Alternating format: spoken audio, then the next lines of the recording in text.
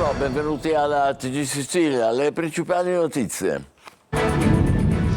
Nel Siracusano 2 carabinieri e un agente di polizia accusati di aver chiesto sesso a una donna in cambio di favori. I 3 sospesi dal servizio sono ai domiciliari.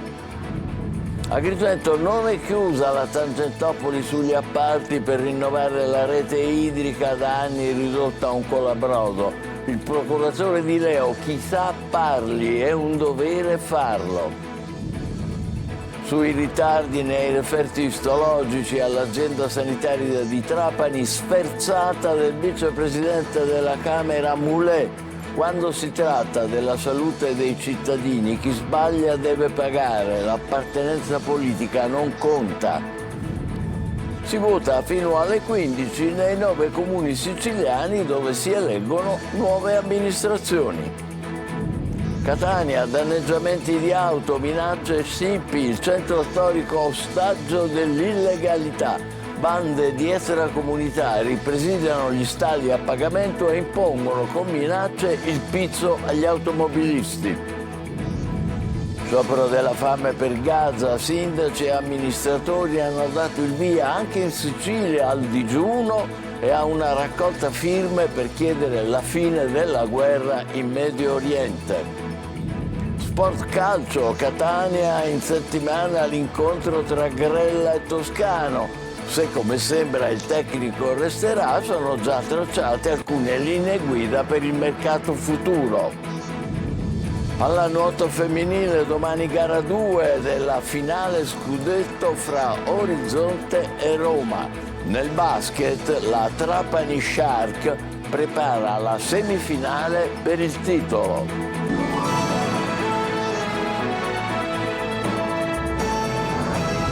Bentrovati. 2 carabinieri e un agente di polizia accusati di aver chiesto in cambio di favori sesso. È successo nel Siracusano, i 3 adesso ai domiciliari e sospesi dal servizio avrebbero approfittato della divisa per ricevere prestazioni sessuali da una donna. Francesco Aloi.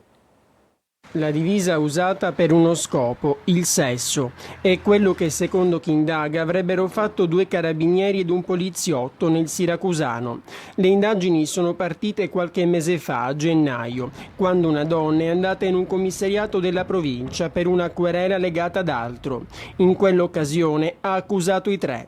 Secondo la donna avrebbero richiesto e ottenuto prestazioni sessuali con una promessa: ricevere favori ed un occhio particolare per una vicenda giudiziaria legata a rapporti di vicinato.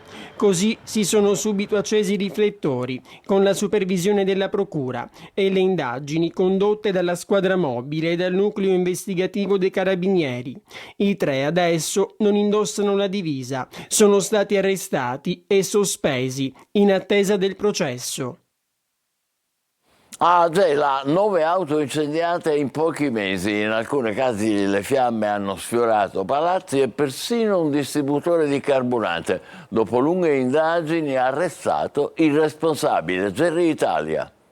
Per mesi ha seminato paura tra le strade di Gela. 9 auto incendiate in poco più di 4 mesi, una sequenza inquietante che ha spesso sfiorato la tragedia, come nella notte di Santo Stefano del 2024, quando in via Generale Cascino 5 auto andarono in fiamme e l'incendio lambì un palazzo di 5 piani, a pochi metri un distributore di benzina. O ancora nel marzo del 2025, 4 le auto bruciate in quartieri diversi. Anche in quel caso le fiamme minacciarono le abitazioni, con le scene di panico tra i residenti. Ora per quei roghi c'è un nome e un volto. Il presunto responsabile, Salvatore Genzabella, 38 anni, è stato raggiunto da una misura cautelare. L'uomo, affetto da disturbi psichici e domiciliari, controllato da un braccialetto elettronico in una struttura REMS. Un soggetto che ha dei profili di patologie mentali, ma non per questo meno pericoloso. È un soggetto pericoloso socialmente per sé e per gli altri, che ha una facilità incredibile nel maneggiare liquidi infiammabili. Sto parlando di soggetti che hanno un profilo di pericolosità per sé e per gli altri particolarmente elevati. Le indagini, coordinate dal sostituto procuratore di Naletta, sono state il frutto della stretta collaborazione tra carabinieri e polizia. Decisive le telecamere di videosorveglianza. Secondo gli inquirenti, Genzabella agiva per futili motivi: uno sguardo di troppo, un saluto mancato, in alcuni casi avrebbe anche inviato lettere minatorie alle vittime.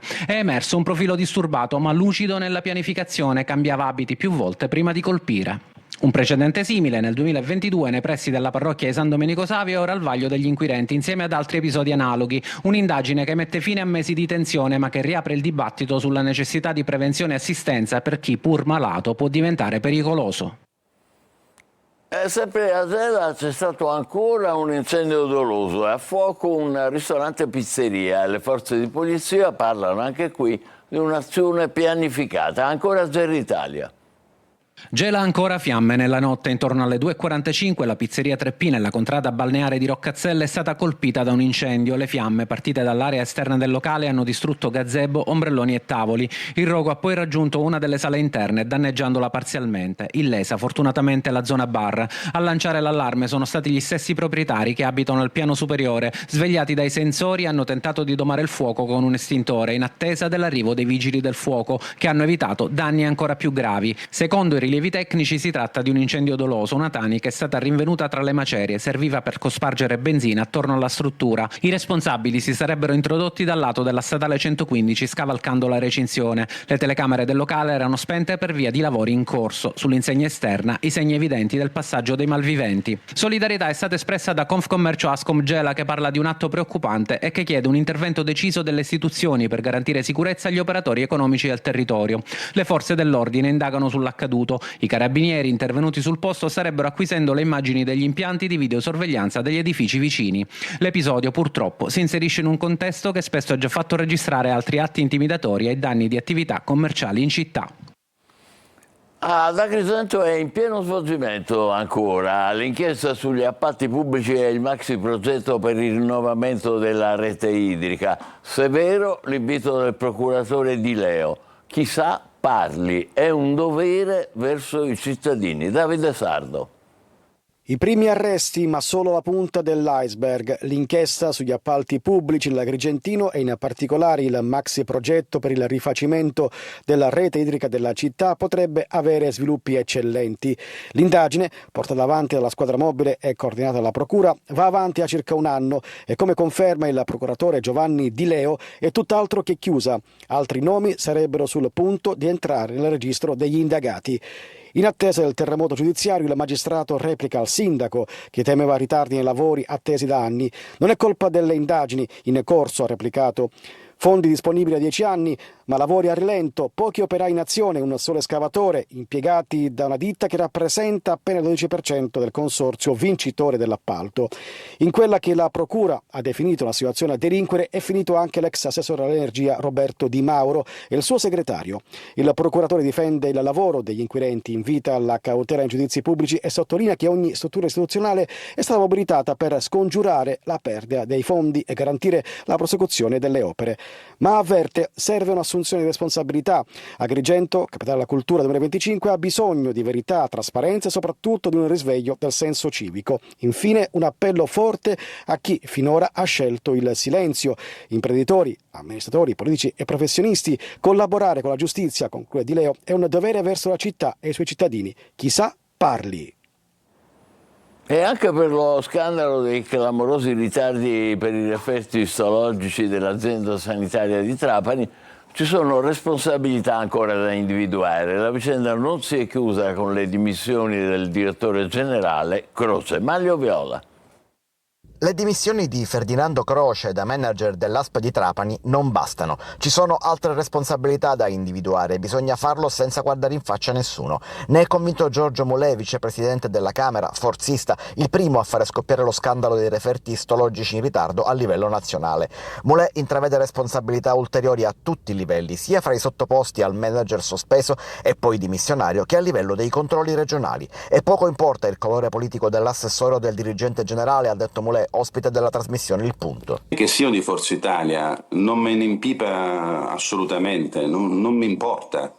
Non è perché se sono di Forza Italia sono esenti da responsabilità o da conseguenze. Se hanno sbagliato devono pagare. Ma c'è il principio di responsabilità che deve essere sopra ogni amministratore pubblico, me compreso. Se io sbaglio, io pago e se mi devo dimettere, mi dimetto. Dopodiché non ha importanza. Quando si parla di salute, di vita delle persone, non può entrare in campo l'appartenenza politica. Anche questa vicenda potrebbe fare parte del dossier Sicilia che Mulè porterà giovedì in segreteria nazionale di Forza Italia, anche se in quella occasione si parlerà soprattutto di questioni interne al partito, che riguardano però anche le nomine degli assessori alla sanità e all'economia. Il gruppo di Forza Italia all'Ars, mai coinvolto nelle nomine, ha però già preso le distanze dalle posizioni assunte da Mulè.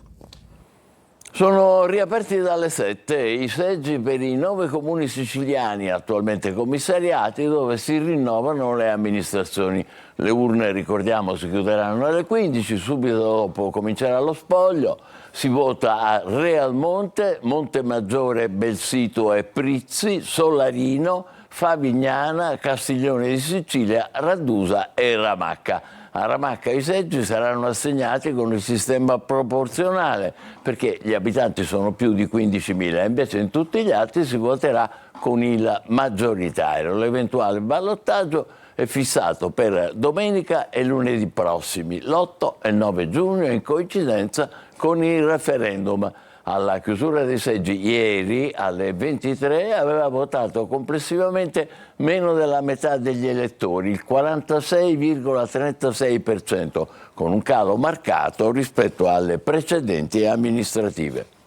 La Sicilia non è un paese per giovani, ma neanche per vecchi. Il Sole 24 Ore ha raccolto i dati relativi alla qualità della vita per fasce d'età e il quadro della situazione risulta particolarmente svantaggiato nella nostra regione.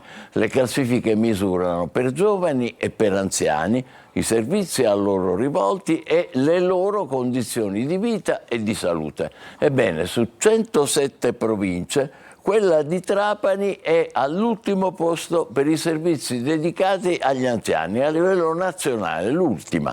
Pessimo anche il quadro per i servizi dell'infanzia. Messina è al 92esimo posto a livello nazionale, peggio fanno Siracusa, 97esima, Catania, 101esima e Palermo, 103esima. Catania ancora, danneggiamenti di auto, minacce e scippi, il centro storico è ostaggio dell'illegalità, perché bande di extracomunitari presidiano gli stalli a pagamento dei parcheggi e impongono il pizzo a ignari e automobilisti e se non paghi sono dolori. Tonino De Manna. Io non lo aggiusto più perché questa è la quinta volta nell'arco di un anno che mi arrecano un danno del genere. 5 finestrini rotti in un anno, per giunta, sulle strisce blu. Se non è record, poco ci manca. L'automobilista che vedete si sfoga ai nostri microfoni non sa più a chi rivolgersi. Per l'ennesima volta ha subito un danneggiamento con l'auto in sosta sulle strisce blu. Già, strisce blu, gestite sulla carta da AMTS ed in mano ad extracomunitari, appostati a delle macchinette eroga biglietti dove avviene il primo approccio con tanto di richiesta e fantomatico supporto. Vi lasciamo immaginare il seguito. Se non paghi scattano le ritorsioni con auto rigate e vetri in frantumi e qualcuno nel parcheggio non presidiato di Via Sturzo ha segnalato anche minacce ed aggressioni. Doveva essere una zona commerciale di Catania e in realtà è diventata soltanto una sorta di Bronx. La sera è ancora peggio perché obiettivamente abbiamo soltanto drogati, nulla levando con le persone di colore, ma comunque siamo pieni, che oltretutto non avendo a che fare, bighellonando dalla mattina alla sera, non fanno altro che bere. È pessa totale. Si rompono i vetri delle macchine, si fanno i scippi. La sera si vede la polizia? No, completamente. Non solo danneggiamenti, sulle strisce blu si assiste all'ennesimo paradosso catanese. Gli stalli, pochi ed introvabili nelle ore di punta, sono addirittura occupati da montagne di spazzatura, con ulteriore danno economico per la ditta che li gestisce, AMTS. Corso Sicilia è una pattumiera a cielo aperto, dove ogni angolo è buono per scaricare ogni cosa e lanciare ogni cosa, come questa borsa, lasciata a terra dopo l'immancabile scippo.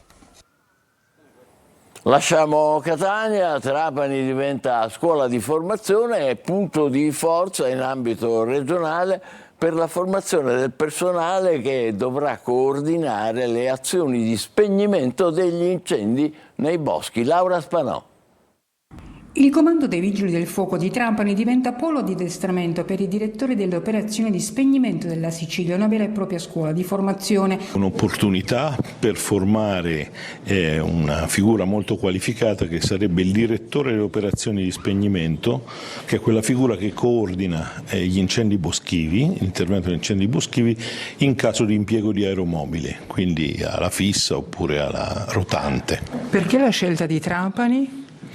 Trapani ha le caratteristiche logistiche, gli spazi ed ha anche il know-how con dei formatori ed è stato individuato dal direttore regionale come un polo inizialmente regionale che poi può appunto garantire questa attività formativa. L'addestramento avverrà in un'aula dove è presente un simulatore DOS dotato di apparecchiature necessarie con integrazione della realtà virtuale mediante l'uso di visori di ultima generazione che consentono di realizzare una simulazione immersiva in scenari di incendio boschivo. Ma intanto la Sicilia si prepara alla stagione estiva. Sul territorio avremo 17 squadre AIB. Ogni squadra andrà a potenziare il dispositivo di soccorso di ogni comando provinciale, una squadra in aggiunta rispetto all'anno scorso ad Agrigento, capitale della cultura 2025. Coinvolti nel progetto demanio regionale, aeronautica militare e mezzi aerei in dotazione. Su Trapani abbiamo il potenziamento del dispositivo di soccorso con 4 squadre in assetto AIB, cioè utilizzate per l'antincendio boschivo, delle quali una sarà presente in centrale, una nel presidio rurale di Custonaci, una sarà confermata anche quest'anno su Favignana e un'altra squadra aggiuntiva su Pantelleria. Siamo a Trapani, trovato con 100 grammi di crack e cocaina in un appartamento trasformato in un bunker della droga. Un minorenne è stato arrestato nel corso di un blitz in un alloggio popolare del rione Sant'Alberto. State vedendo la zona che era occupato abusivamente. A rendere complicata l'operazione la presenza di grate alle porte e alle finestre, oltre a un sistema di videosorveglianza che monitorava gli accessi all'edificio e che evidentemente questo minore aveva predisposto. Uno sciopero della fame per Gaza, anche in Sicilia numerosi amministratori hanno dato il via a un digiuno e alla raccolta firme per chiedere la fine della guerra in Medio Oriente. Veronica Barbarino. Stamattina ho iniziato lo sciopero della fame per sensibilizzare i miei concittadini, le giovani generazioni, per dire basta a questo genocidio a Gaza. Sono le parole di Mario Cutello, sindaco di Chiaramonte Gulfi, nel Ragusano, che aderisce allo sciopero della fame per Gaza. Parte infatti dal basso, dagli enti locali, il desiderio di unità intorno all'immane sofferenza del popolo palestinese. Dal sud al nord Italia, mentre i cittadini sono scesi in piazza, qui vediamo il partecipato corteo ieri a Catania, diversi sindaci, presidenti e consiglieri comunali, oggi aderendo alla proposta del Movimento Europeo di Azione Non Violenta, hanno iniziato a digiunare per chiedere al Presidente della Repubblica la fine delle violenze contro tutti i civili in Medio Oriente. Raccoglierò delle firme assieme ad altri colleghi sindaci, a partire dal sindaco di Castelbuono, Mario Cicero, al Presidente Proietti, Presidente della Regione Umbria, per arrivare forte una voce al Presidente della Repubblica, Sergio Mattarella, per condizionare le politiche dello Stato italiano. Non è possibile che noi da tempo siamo alleati storici di Israele, non riusciamo attraverso la nostra azione sostanziale a bloccare questo genocidio. Uno sciopero della fame ad oltranza, o almeno fino a quando non verrà raccolto un cospicuo numero di firme su un registro presto online. In Sicilia, ad ora in prima linea, oltre ai comuni di Castelbuono e Chiaramonte Gulfi, anche Mazzara del Vallo, Polizzi Generosa, Castel di Lucio, Ganci e Isnello. L'iniziativa si unisce all'accorato appello di Papa Leone XIV a consentire l'ingresso di dignitosi aiuti umanitari e a porre fine alle ostilità, il cui prezzo straziante è pagato dai bambini, dagli anziani, dalle persone malate.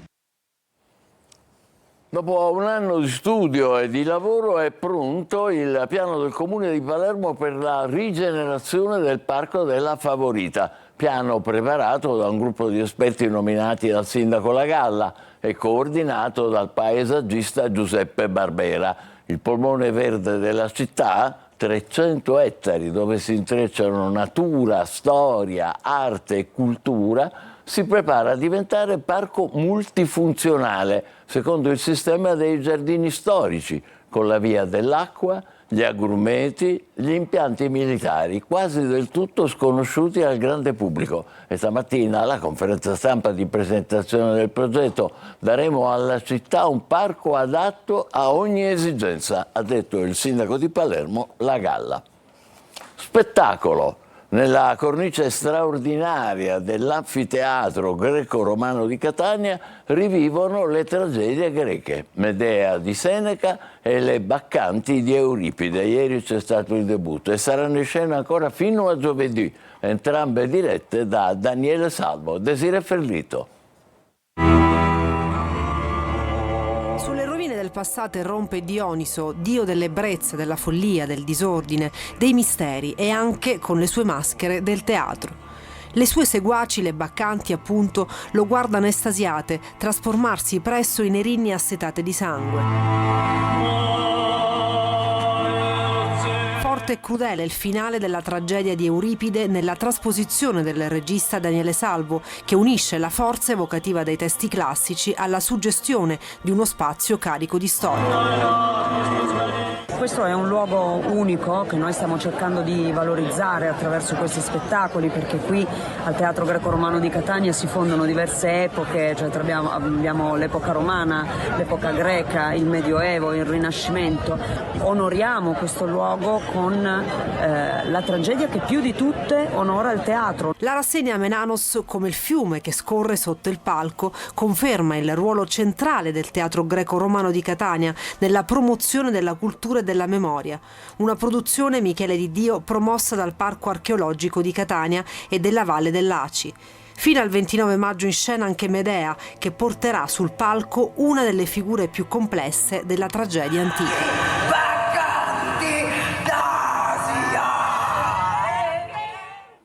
È il momento della nostra pausa, tra poco lo sport per il calcio a Catania, all'attesa dell'incontro Grella-Toscano e poi le notizie di pallanuoto e di basket. Vi aspetto.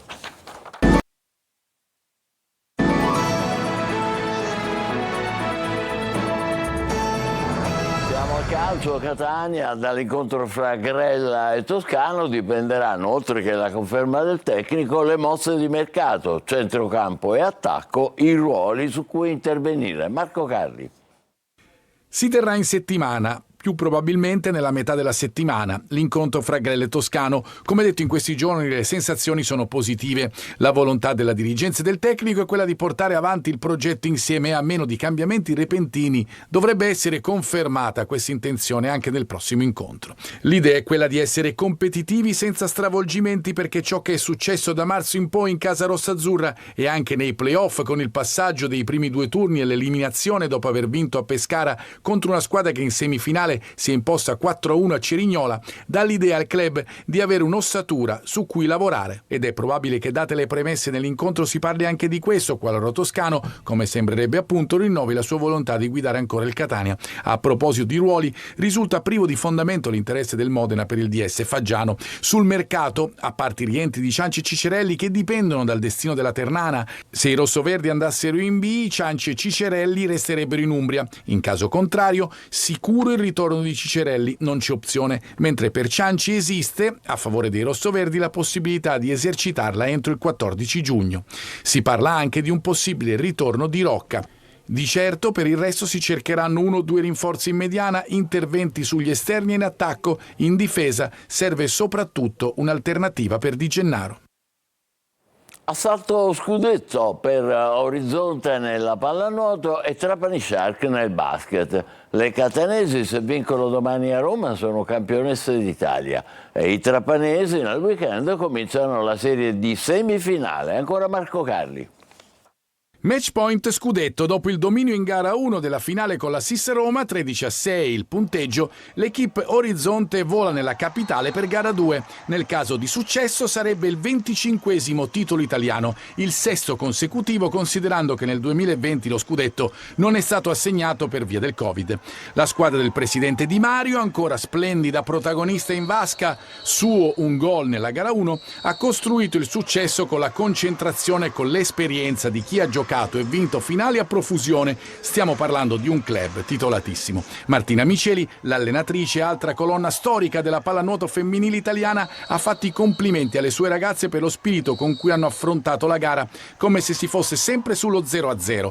Parole di Miceli, che ha apprezzato soprattutto il lavoro difensivo. Ma, ha ripetuto, a Roma non sarà facile. Le capitoline, che inseguono il loro primo titolo, hanno battuto le Etnee nella finale di Coppa Italia e in campionato hanno comunque tenuto testa alla squadra catanese, chiudendo al secondo posto la stagione regolare. In caso di successo romano, gara 3 è in programma a Catania sabato. Da una finale a una semifinale passiamo al basket con la Trapani Shark che attende la Leonessa Brescia nei playoff scudetto. I trapanesi ai quarti hanno avuto la meglio sul Reggio Emilia in 3 match, mentre Brescia in 4 partite ha sconfitto Trieste.